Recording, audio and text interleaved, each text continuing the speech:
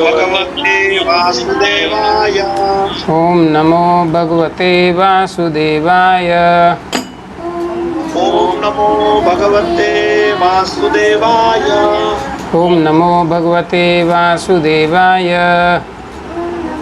ओम नमो भगवते वासुदेवाय। श्री उपदेशामृत श्लोक संख्या 8 यहाँ पर स्क्रीन पर है, आप देख सकते हैं और मेरे साथ में मेरे पीछे बोलिए। तन्नाम रूप चरितादि सुकीर्तनानो।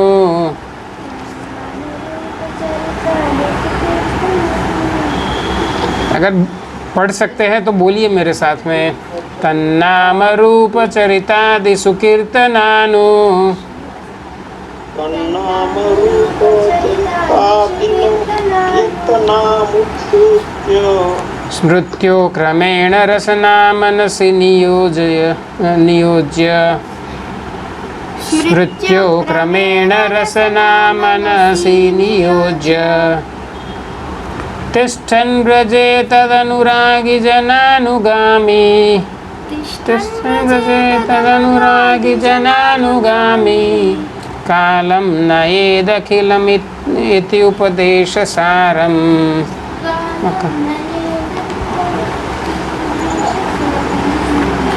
ओके, तो इसका भावार्थ इस प्रकार है।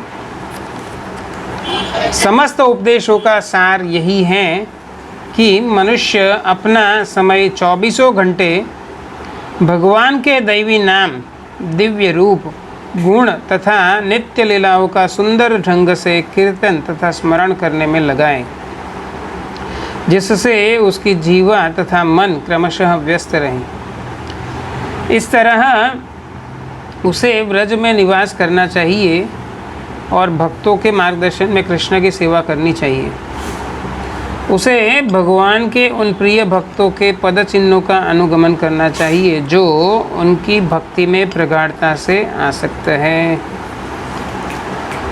ओम अज्ञानतिमिरान्धस्य ज्ञानाञ्जनशलाकया चक्षुरुन्मीलितं येन तस्मै श्रीगुरवे नमः। नमो विष्णुपादाय कृष्णपृष्ठाय भूतले श्रीमते भक्तिविकासाय विष्णुपादाय कृष्णपृष्ठाय श्रीमते भक्तिवेदान्त।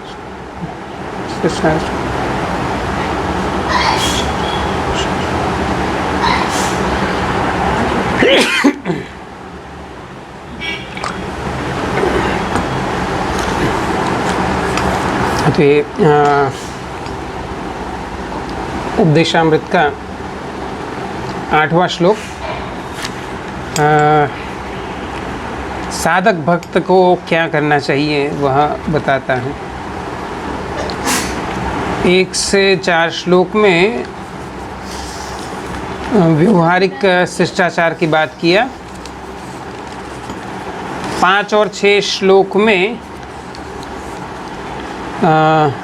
5वें और 6ठे श्लोक में भक्तों के प्रति हमारा व्यवहार कैसा होना चाहिए उसकी बात किया। 7वें श्लोक में भगवान नाम की महिमा का वर्णन किया और ये 8वें श्लोक में भक्तों को, विशेषकर साधक भक्तों को क्या करना चाहिए तो यह बताया है। तो सार यह है, ऐसा रूप गोस्वामी प्रभुपाद कहते हैं, कि मनुष्य को अपना सारा समय भगवान के दिव्य नाम रूप गुण लीला के कीर्तन तथा श्रवण और स्मरण में लगाना चाहिए, जिससे मन और जीवा है वो व्यस्त रहे। फिर दूसरी बात बताई कि व्रज में वास करना चाहिए और तीसरी बात बताई भक्तों के मार्गदर्शन में कृष्ण की सेवा करनी चाहिए और चौथी बात बताई कि भगवान के प्रिय भक्तों के पद चिन्हों का अनुगमन करना चाहिए। तो जैसे 6ठा श्लोक है, 5वां श्लोक, तो उसमें भक्तों के प्रति हमारा आदान प्रदान, हाँ, हमसे वरिष्ठ हो उनको किस तरह सम्मान देना है, हमसे समान हो उनसे और हमसे जो कनिष्ठ हो उनसे हमें कैसे व्यवहार करना है वह बताया। और छठे श्लोक में उत्तम भक्त जो है उसके साथ विशेषकर कैसा व्यवहार करना चाहिए वह बताया।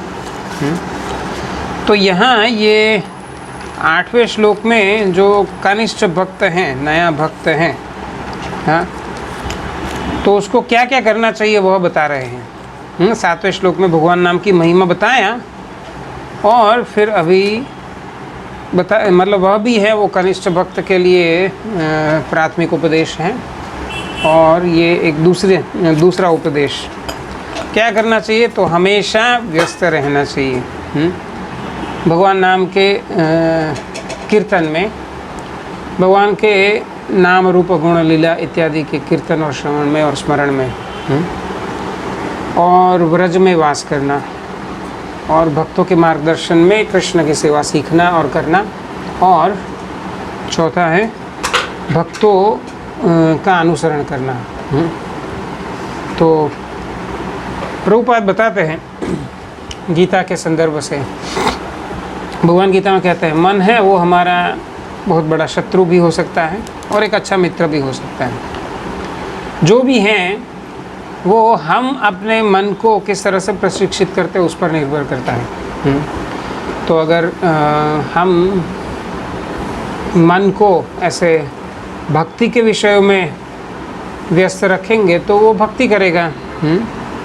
अगर हम गीता वगैरह शास्त्रों का पाठ करेंगे तो वो मन जो है वो हमारा अच्छा मित्र बन सकता है। साधु का संग करेंगे तो मन हमारा अच्छा मित्र बन सकता है। और प्रभुपाद कहते हैं कि हमारी जो संस्था है वो इसी के लिए है। कृष्ण भावनामृत आंदोलन है वो मन को प्रशिक्षित करने के लिए और भक्तों को विशेष अवसर देने के लिए, जिसके द्वारा वो कृष्ण संबंधित कार्यों में व्यस्त रह सके। अन्यथा हमारे मन में तो ऐसे अनेकों जन्मों के संस्कार पड़े हैं और अनेक जन्म में हमने कैसे कैसे लोगों का संग किया होगा, हाँ, तो वो सब है हमारे मन के भीतर रहता है और वह संस्कार हैं हजारों जन्मों के, वो अभी भी हमें पीड़ित कर सकते हैं। तो विशेषकर हमारे जो दुर्गुण हैं, तो ऐसी ही हमारी पूर्व की इच्छाओं और कर्मों का परिणाम है। तो वो इच्छा और हमारे जो कर्म हैं वो बीज के रूप में हमारे हृदय में हमेशा रहते हैं और जब उसको अनुकूल वातावरण मिलेगा तो वो बाहर आ जाते हैं। और उसी तरह भक्ति का बीज भी हैं हमारे हृदय में पहले से ही हैं। हाँ, तो चैतन्य चैतामृत में कहा है जीवेर स्वरूपेण है कृष्णेर नित्यदास। सब जीव तो भगवान के अंश ही हैं, हाँ, और भगवान के नित्यदास ही हैं और इसीलिए भक्ति का बीज भी हमारे हृदय में पहले से है। अगर हम उसके अनुकूल वातावरण देंगे तो भक्ति का अंकुरण होगा। हाँ, और अगर हम उसको कुसंग का, हाँ, हमारे मन को कुसंग का अवसर देंगे तो सारे जो दोष हैं वो फलित होंगे। तो ऐसा कई बार होता भी है। हमें ऐसी कुछ बातें याद आती हैं कि जो इस जन्म से संबंधित ना हो, या ऐसा कुछ करने को मन करता है कि जिसका हमारे जीवन से कोई, वर्तमान जीवन से कोई लेना देना ना हो। कभी कभी ऐसा विचित्र संयोग भी हो जाता है। मतलब ऐसे प्रवचन में सुना है, मानो हमने बाग देखा है और हमने घर देखा है।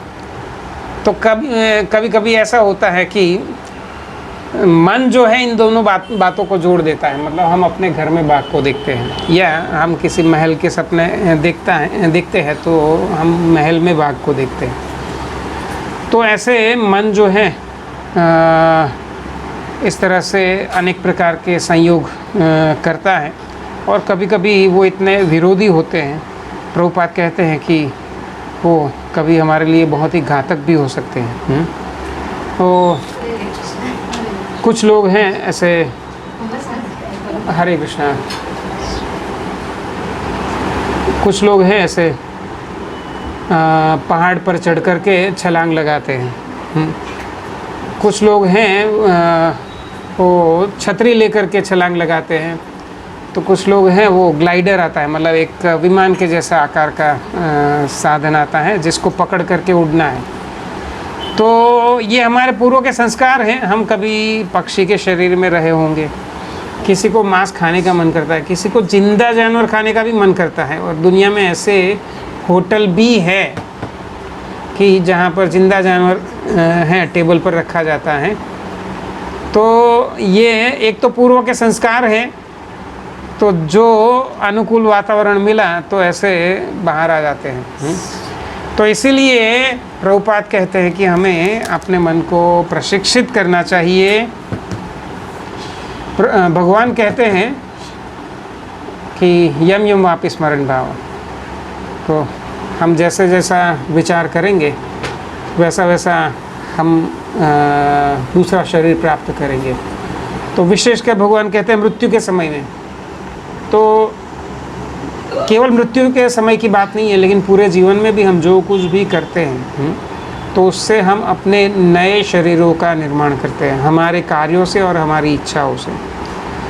हो सकता है किसी को जिंदा जानवर खाने की इच्छा हो और उसके लिए चाइना जाना पड़ेगा या ताइवान जाना पड़ेगा, तो हमारे पास वो सुविधा नहीं है कि हम इस जीवन में जा सके।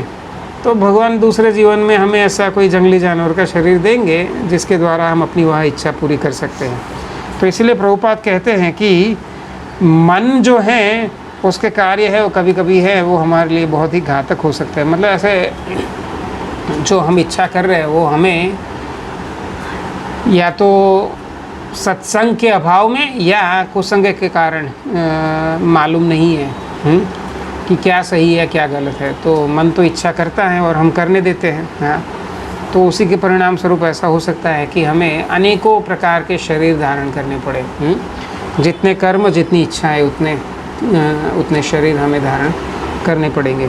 भगवान गीता में ये श्लोक जो बताया 8वें अध्याय का 6वां श्लोक, तो वो इच्छाओं के अनुरूप है, हमारे भविष्य के शरीरों की बात करता है। श्रीमद् भागवतम है वो ऐसा बताते हैं कर्मणा दैव नेत्रेण जंतुर्देह उपपद्यते। तो वहाँ पर ऐसा बताया कि जीव जो है वो अपने कर्मों के अनुसार दूसरा शरीर प्राप्त करता है। और भगवत गीता में भी इस तरह से बाद में भी भगवान है कर्म योग के विषय में चर्चा की है। हाँ, अंतिम अध्यायों में तो अपनी इच्छाओं के अनुसार हम भगवान हैं ऐसे ये हमारे इच्छाओं के परिणाम स्वरूप भगवत गीता के अनुसार और भागवतम के अनुसार हमारे कर्मों के अनुसार। वैसे श्रीमद् भगवत गीता भी ऐसे कर्मों के विषय में बताती है। भगवान कहते हैं कि जो आसुरी लोग हैं उनको दूसरे जन्मों में भगवान है वो निम्न योनियों में डालते हैं। तो जो अपने आप को ईश्वर मानते हैं और अपनी इच्छा अनुसार वो किसी भी प्रकार का कष्ट देते हैं, तो ऐसे लोगों को उनके कर्मों अनुसार भगवान है उनको अलग अलग शरीर ऐसे निम्न शरीर में डालते हैं। तो इस तरह से गीता और भागवत या अन्य शास्त्र सभी हैं वो कर्म के आधार पर और इच्छा के आधार पर भी हमारे दूसरे शरीर की बात करता है। तो इसीलिए हमें अपना पूरा जीवन है अपने मन को प्रशिक्षित करना है कि कैसे हम मृत्यु के समय कृष्ण को स्मरण कर सकें।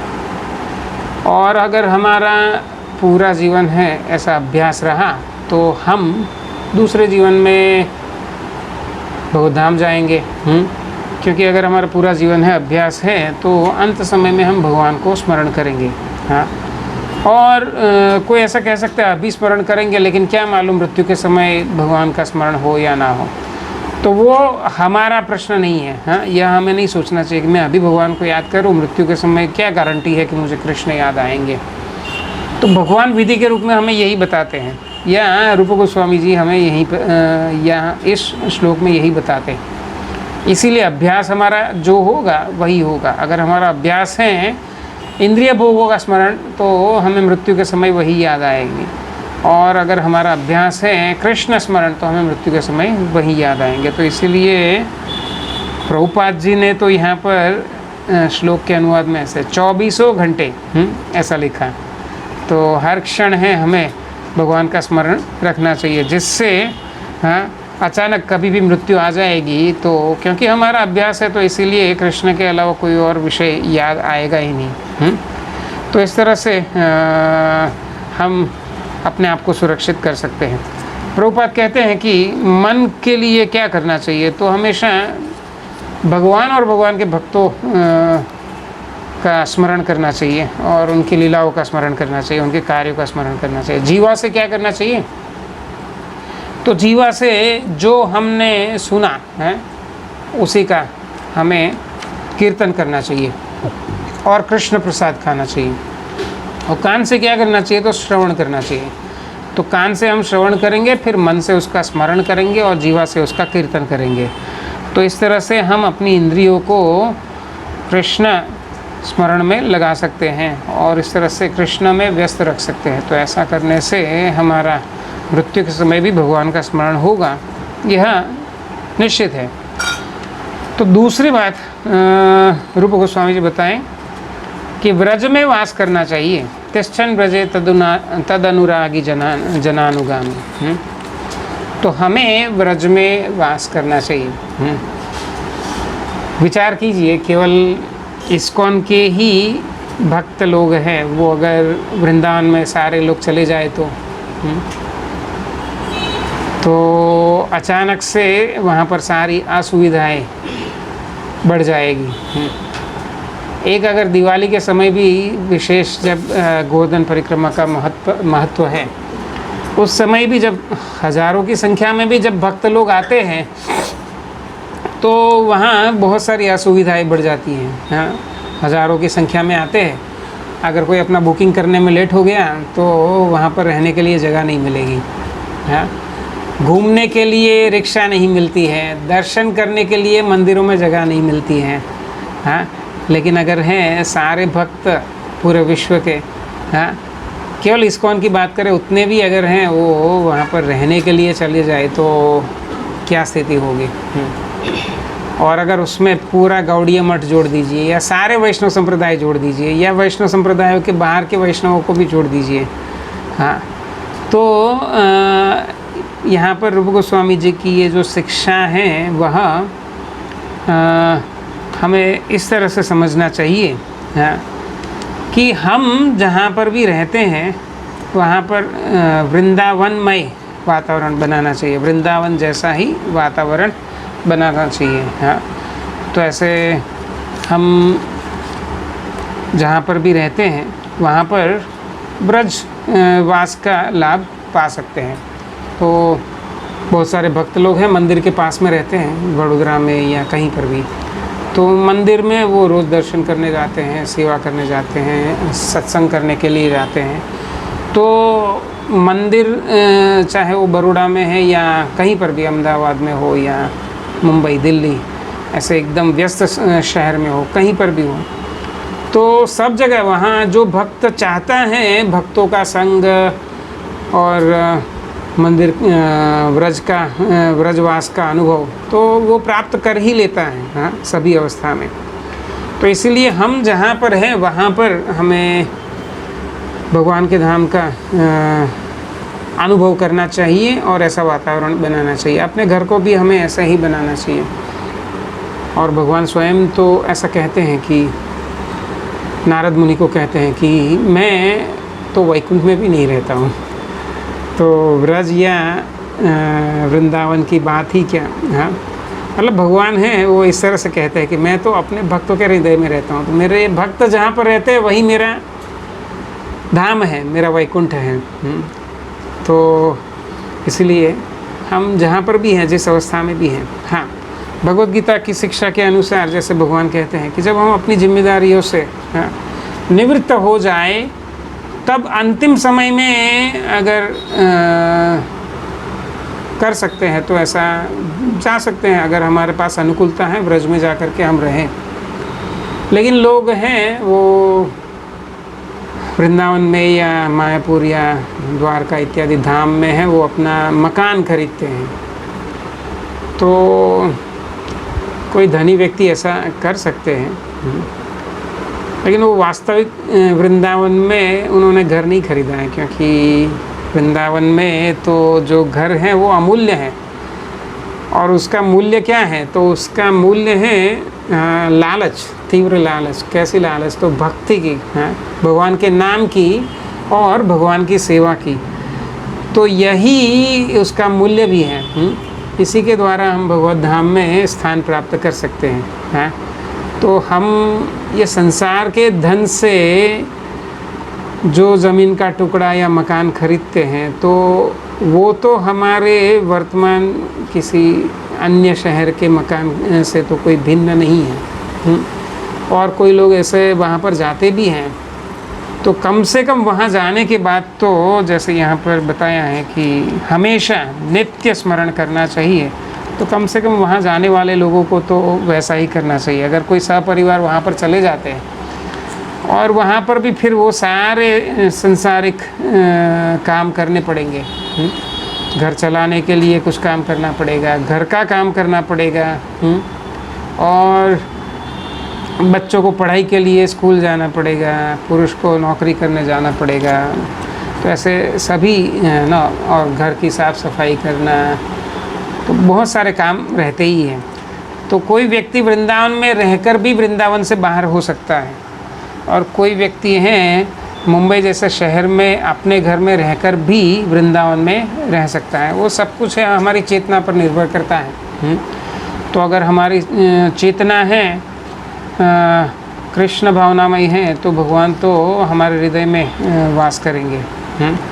लेकिन अगर हमारी भावना सही नहीं है, तो हम ब्रज में रहते हुए भी वहाँ पर भोगमय जीवन ही व्यतीत करेंगे। वहाँ पर भी हम एसी की सुविधा चाहिए, वहाँ पर भी हमें अच्छा पकवान खाना है, और ये होटलों में खाना खाने जाएंगे और अच्छी अच्छी गाड़ियों में घूमेंगे। और अपना जीवन तो सब लोग तो पूर्ण रूप से कृष्ण की सेवा में समर्पित नहीं करेंगे। जो सब लोग वहाँ पर जाएंगे, मकान खरीदेंगे, उनकी बात है। लेकिन कोई व्यक्ति हैं, वो जैसे विदुर जी हैं या उद्धव जी हैं, तो अपने अंतिम समय में वो लोग क्या किए? तो संसार का त्याग करके वो ऐसे ही किसी धाम में चले जाते हैं, और वहाँ पर वो भजन करते हुए अपना शरीर छोड़ते हैं। तो धाम में जाने के लिए तो साथ में लक्ष्मी, मेरा मतलब है, अर्थ की आवश्यकता नहीं होती है। क्योंकि भगवान का प्रसाद तो सब जगह मिलेगा। सोने के लिए धाम की भूमि तो है ही है, हम वहाँ पर सो सकते हैं। जिस भूमि का माटी है हम अपने सर पे लगाते हैं, तो उसी भूमि में श्रद्धा है तो हम सो भी सकते हैं। और ऐसा बहुत सारे लोग वहाँ पर करते हैं, लेकिन बहुत सारे लोग ऐसा नहीं करते हैं। और बहुत सारे लोग हैं तो ठंड के मौसम में, कड़ाके की ठंडी में भी वो खुली ज़मीन पर सो सकते हैं। तो उनका ऐसा चेतना है कि हम यह शरीर नहीं है, हम तो कृष्ण के अंश हैं, और कृष्ण की सेवार्थ हम यहाँ पर रहते हैं। तो सभी अवस्था में, सभी कष्टों को सहन करते हुए भी वो भगवान की भक्ति भजन कर सकते हैं। तो ऐसे जिसकी दृढ़ता है, तो अपने साथ कुछ है साजो सामान ले जाए बगैर हम वहाँ जा कर के वास कर सकते हैं, और वही वास्तव में भगवत धाम में वास होगा। धाम वास होगा, ब्रजवास होगा। तो आगे जो तीसरी बात कहते हैं रूप गोस्वामी प्रभुपाद की, भक्तों के मार्गदर्शन में कृष्ण की सेवा करनी चाहिए। तो प्रभुपाद कहते हैं कि अगर हम वृंदावन को अपना आवास बनाएं भी, तो भी हमें वहाँ पर कोई ऐसे उन्नत भक्तों की खोज करनी चाहिए, उनकी शरण लेनी चाहिए, और उनके मार्गदर्शन में वहाँ पर सेवा करनी चाहिए। हम अपने मनमाने ढंग से नहीं कर सकते। तो यही बात है, ये जो रूप गोस्वामी जी उपदेशामृत में बताए 4 बात, वही बात उन्होंने भक्ति रसामृत सिंधु में भी लिखी है। कृष्णं स्मरन् जनम चास्य प्रेष्ठं निज समीहितं तत्तत् कथारतश्चाशो कुर्याद्वासं व्रजे सदा। तो कृष्णं स्मरणं जनम चास्य, तो कृष्ण और उनके जन मतलब उनके भक्त, तो उनका हमेशा स्मरण करना चाहिए। और निज समीहितम, और तत्कथारत चाशो, मतलब उनकी कथा को हमेशा सुनना चाहिए और उसी में रत रहना चाहिए। कृष्ण और भक्तों की लीलाओं का हमेशा स्मरण करना चाहिए, सुनना, श्रवण और स्मरण करना चाहिए। और ऐसे पार्षदों की सेवा करनी चाहिए और उनके मार्गदर्शन में भगवान की सेवा करनी चाहिए। और वासम व्रजेत सदा, और व्रज में हमेशा वास करना चाहिए। तो ये 4 शिक्षा हैं, वही भक्ति रसामृत सिंधु में भी बताया। तो प्रभुपाद है एक अन्य श्लोक, उसी की कड़ी में अगला श्लोक बताया भक्ति रसामृत से, सेवा साधक रूपेण सिद्ध रूपेण चात्र ही। मतलब ये जो सेवा है वह तो सभी के लिए है, कोई साधक अवस्था में हो या सिद्ध अवस्था में हो। हाँ, तो भगवान और भक्तों की सेवा है वह तो करना ही चाहिए। तद्भावलिप्सुना कार्या ब्रज लोकानुसारतः। तो भगवान की सेवा है वो भगवान के पार्षदों ने जिस प्रकार से किया वैसे करनी चाहिए। तो यहाँ पर प्रभुपाद का कहना है कि प्रभुपाद भगवान के जो निजी पार्षद हैं, जैसे नंद महाराज, यशोदा मैया, गोपियाँ, राधा रानी, उनके सुदामा, श्रीदामा, मधुमंगल इत्यादि सखागण हैं, फिर वहाँ के जो गाय हैं, तोते हैं, और जो वृंदावन के वृक्ष हैं, वहाँ की जो भूमि है, वहाँ का जो घास है, तो वो सब है जिस प्रकार से सेवा करते हैं वह हमें भी उसका अनुसरण करना चाहिए।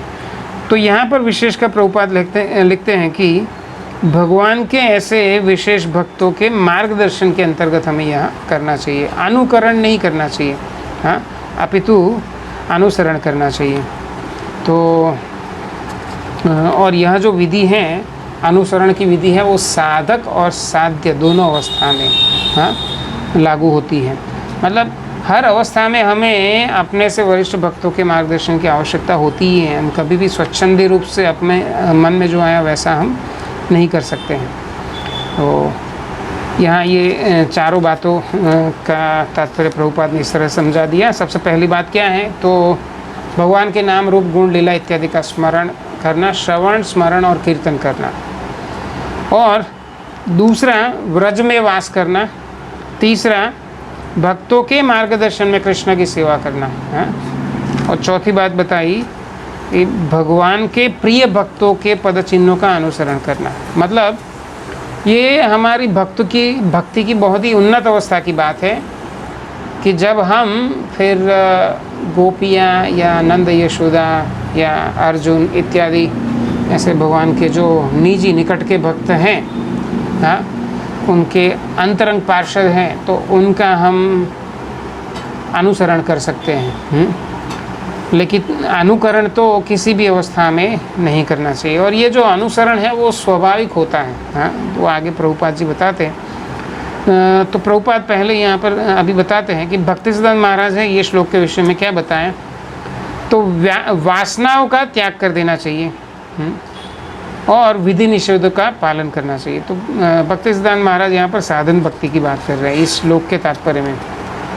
तो भगवान नाम रूप गुण लीला इत्यादि का श्रवण, कीर्तन और स्मरण करना चाहिए। तो भक्तिसिद्धांत महाराज कहते हैं कि मतलब हम वासनाओं का त्याग करने के बाद में और विधि निषेधों का पालन करते हुए ही भगवान के नाम रूप गुण लीला इत्यादि का श्रवण, स्मरण, कीर्तन कर सकते हैं। अन्यथा हम नहीं कर सकते हैं। तो इसके लिए ही हमें अपने मन को प्रशिक्षित करना होगा, अन्यथा कोई भी व्यक्ति तो भगवान के नाम रूप गुण लीला में प्रवेश नहीं कर सकता है। और अगर हम वृंदावन में रहते हैं तब तो विशेषकर हैं, हमें इस तरह से भगवान के नाम रूप गुण लीला इत्यादि का श्रवण, स्मरण, कीर्तन करने में ही अपना समय, पूरा समय व्यतीत करना चाहिए। और नए जो उन्नत भक्त हैं उनके लिए तो ये स्वाभाविक अवस्था हो जाती है, लेकिन नए भक्त हैं उनको बलपूर्वक, हाँ, ऐसा प्रयास करना चाहिए। मतलब ये हमें अभ्यास करना चाहिए। हमारा मन ना माने तब भी हमें हमेशा ऐसे कार्यों में लगा रहना चाहिए। और विशेषकर से बताया कि सबसे पहला मतलब सुनना चाहिए, सुनने से शुरुआत होती है। ऐसा रूप गोस्वामी जी हैं, वो भक्त रसामृत में बताते हैं। तो पिछले श्लोक में शायद ऐसा आया था, आदो श्रद्धा अध साधु संग। तो श्रद्धा से हम सत्संग में जाते हैं और फिर वहाँ सुनते हैं, फिर हम उस पर अमल करते हैं, जिसको भजन क्रिया कहते हैं। हाँ? और इस तरह से भक्ति के अलग अलग जो स्तर होते हैं उसकी चर्चा पिछले श्लोक में तात्पर्य में प्रभुपाद जी ने किया था। तो प्रभुपाद कहते हैं या भक्ति सिद्धांत महाराज कहते हैं कि सबसे पहले है श्रवण दशा, मतलब सुनने में हमें रुचि जागृत करना है। और उसमें अगर हम दृढ़ रहें तो उसमें जब हमारी प्रगति होगी तो हमारा भगवान नाम रूप गुण लीला के प्रति जो रुचि है वो पक्की हो जाएगी। तो उसको वर्ण अवस्था, पहले बताया श्रवण दशा, फिर बताया वर्ण दशा, उसको हम प्राप्त करेंगे।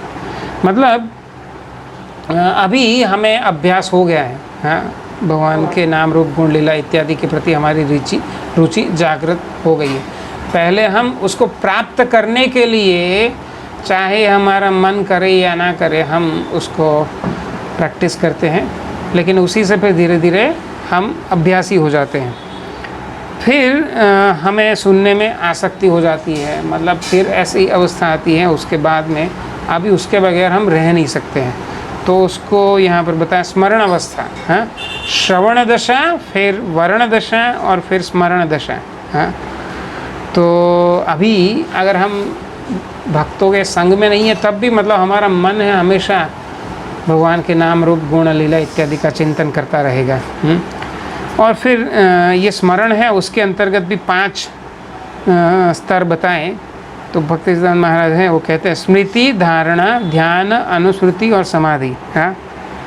तो शुरुआत में हमारा ध्यान जो है वो खंडित होता रहता है, हमारा कृष्ण स्मरण है वो खंडित होता है, तो वह स्मृति की अवस्था है।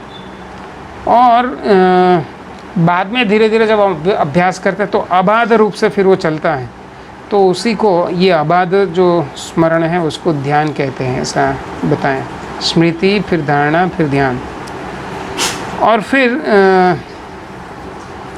जब हम ध्यानपूर्वक भगवान नाम रूप गुण लीला इत्यादि का स्मरण करते हैं तो ध्यान अवस्था से आगे हैं फिर अनुवृत्ति, मतलब अभी हम उस अवस्था में स्थिर हो गए हैं, वहाँ से हम अभी डिग नहीं सकते हैं। और फिर अनुस्मृति से फिर समाधि अवस्था। तो इस तरह से ये थोड़ा टेक्निकल बातें हैं, हमारा वो स्तर नहीं है कि मैं अपने अनुभव से कुछ कह सकूं। स्मृति, धारणा, ध्यान, अनुस्मृति, समाधि। तो ऐसे अंत में हम समाधि अवस्था को प्राप्त कर सकते हैं। तो इसी समाधि की जो पूर्ण अवस्था है उसमें आत्मा अपनी स्वाभाविक स्थिति को समझ सकता है। हाँ, और उससे आगे फिर वो बताते हैं कि हम भगवान से अपना जो नित्य संबंध है उसको अच्छे से समझ जाते हैं और उसको स्थापित कर लेते हैं, उसको संपत्ति दशा ऐसा बताया। तो ये 6 स्तर बताए। अंत में प्रभुपाद जी चैतन्य चरितामृत से फिर से इसी विषय को बताएं कि नए भक्त को क्या करना चाहिए। तो भक्ति सिद्धांत महाराज जैसे बताया वही बात यहाँ फिर से बताया। भौतिक इच्छाओं का त्याग करो, शास्त्रों के और भक्तों के मार्गदर्शन में भक्ति करो, और भगवान नाम रूप गुण लीला इत्यादि के प्रति आसक्ति उत्पन्न करो, और विधि निषेधों का पालन करो। मेरे ख्याल से ये क्रम है वो ऐसा होना चाहिए था। शास्त्रों का आदेश का पालन, फिर विधि निषेध का पालन, और फिर कृष्ण नाम रूप गुण लीला इत्यादि का प्रति आसक्ति उत्पन्न करना। उसके बाद में हमें राग भक्ति, राग मतलब अभी हमें आकर्षण हो जाता है भगवान के नाम रूप गुण लीला के प्रति। और उस अवस्था से जब हम आगे बढ़ते हैं तो प्रभुपाद कहते हैं कि भक्तों के भगवान के निजी पार्षदों के चरण चिन्हों का अनुसरण, तो उससे हमें फिर रागानुराग, मतलब शब्द एक ही है, लेकिन जैसे कुछ उसमें क्या कहते हैं एडजेक्टिव विशेषण जोड़ दिया, राग अनुराग, मतलब और ज़्यादा अधिक आकर्षण है। तो ऐसा भक्ति हमें प्राप्त होता है, हाँ, स्वतः स्वयंभू भक्ति हो ऐसा। फिर रागानुगा भक्ति है वो स्तर पर प्रभुपाद कहते हैं कि शांत, दास्य, सख्य, वात्सल्य और माधुर्य। तो ये 5 में से किसी भाव में हम भगवान के प्रति भक्ति करते हैं। तो प्रभुपाद ने क्या बताया कि हमें भक्तों का अनुसरण करना है, मतलब वर्तमान अवस्था में हम ऐसा नहीं सोच सकते हैं कि मैं ललिता देवी की तरह करूँगा या राधा जी की तरह करूँगा। हाँ, वो जब हम साधन भक्ति करेंगे तो उसमें जब हम दृढ़ बने रहेंगे तब हमें राग भक्ति प्राप्त होगी और फिर रागानुराग स्तर प्राप्त होगा। तो उस स्तर में ये वो 10 राग भक्ति और रागानुगा भक्ति, तो 10 स्तर के बीच में ऐसे बताया कि हमें भक्तों का अभी न अनुसरण है वो स्वतः होगा।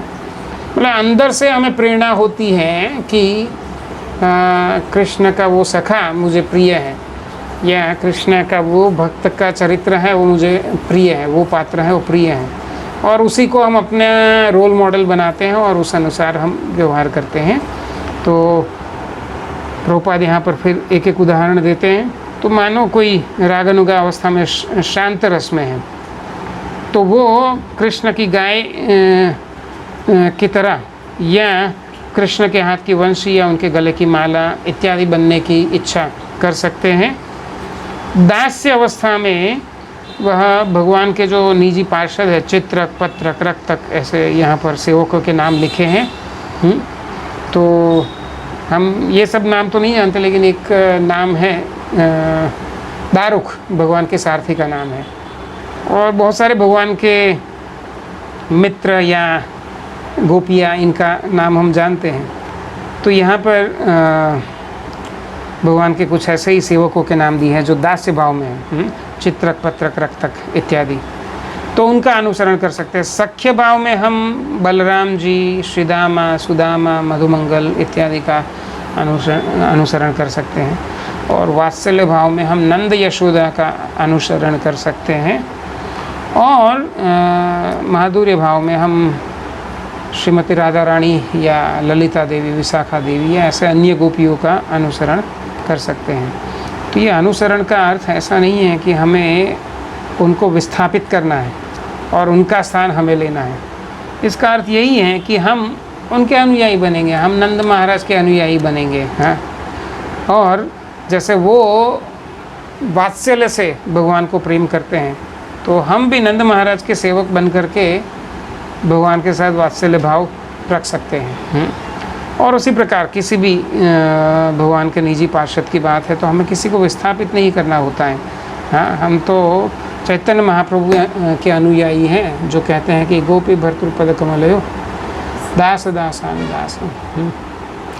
तो बड़ा सौभाग्य होगा अगर हम भगवान के भक्तों की परंपरा के 1,00,000वें स्तर पर भी हैं या 1 करोड़वें स्तर पर भी हैं। अगर हम उस परंपरा का हिस्सा हैं तो सच में वो बहुत ही सौभाग्य की बात है। और हमारे जो बिल्कुल नज़दीकी वरिष्ठ भक्त हो या हमारे गुरु जो हमें भक्ति में मार्गदर्शन करते हैं, तो उन्हीं की सेवा वो हमारा सौभाग्य है और वो कृष्ण के प्रतिनिधि ही है, ऐसा समझकर उनकी सेवा सहयोग करना वही हमारा जीवन का सार्थक्य है। चैतन्य महाप्रभु हमें इसी प्रकार सिखाया। चैतन्य महाप्रभु है वो हमें राधा रानी का अनुकरण करना नहीं सिखाया है।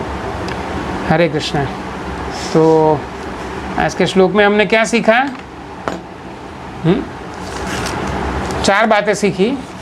भगवान नाम, रूप, गुण, लीला इत्यादि का श्रवण, कीर्तन, स्मरण करना, फिर धाम में वास करना, फिर भक्तों मतलब भगवान के जो निजी पार्षद हैं ऐसे भक्तों का अनुसरण करना और उनके मार्गदर्शन में कृष्ण की सेवा करना, और चौथा भक्तों के पद चिन्हों पर चलना। मतलब मैं दो बातें इकट्ठा बोल गया। तीसरी बात है भगवान के मार्गदर्शन, भक्तों के मार्गदर्शन में ही भक्ति और सेवा करना। और चौथी बात है कि भगवान के निजी पार्षदों का अनुसरण करना। तो किसी का इस विषय में कुछ प्रश्न है, मंतव्य हो तो। क्लास में आज नवरात्रि की असर दिख रही है, ऐसा लगता है। हरे कृष्णा। किसी को कुछ कहना है?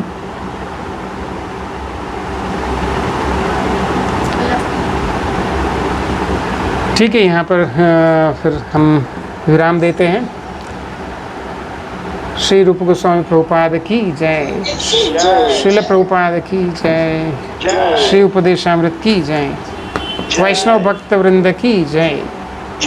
वाञ्छाकल्पतरुभ्यश्च कृपा सिन्धुभ्येव च पतितानां पावनेभ्यो वैष्णवेभ्यो नमो नमः। हरे कृष्ण।